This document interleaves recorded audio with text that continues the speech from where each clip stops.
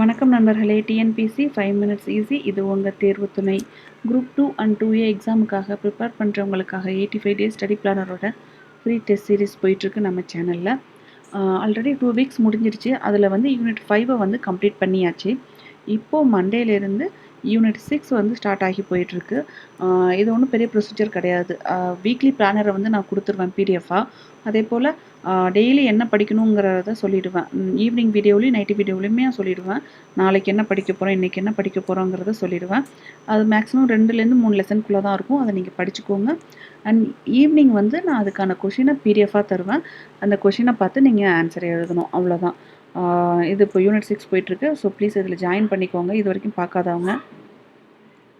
And இன்றைக்கி morning நான் சொல்லியிருந்தேன் இல்லையா, இன்றைக்கி 2 லெசன் படிக்க சொல்லி, தமிழ் சமுதாய வரலாறு மற்றும் அது தொடர்பான தொல்லியல் கண்டுபிடிப்புகள், history of Tamil society and related archaeological discoveries, 11th standard ஹிஸ்ட்ரியில் தென்னிந்தியாவில் சமுதாய உருவாக்கம், அதே போல் தமிழக பண்பாடு ஒரு அறிமுகம், இந்த 2 லெசனையும் படிச்சிருப்பீங்கன்னு நினைக்கிறேன்.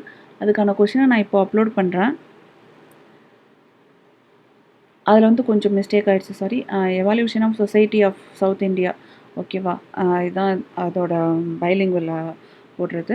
ஸோ பைலிங்குவலில் தான் கொஷின்ஸ் அண்ட் ஆன்சர்ஸ் இருக்கும். ஸோ நீங்கள் அதை யூஸ் பண்ணிக்கோங்க. 100 கொஷின்ஸ் இருக்கும். ஒரு லெசனுக்கு 25 கொஷின்ஸ் இருக்கும், ஓகேவா? இதை டெஸ்ட் எழுதுங்க. நாளைக்கு மார்னிங் நான் இதுக்கான ஆன்சரை பிடிஎஃப் அப்லோட் பண்ணுறேன். தேங்க்யூ.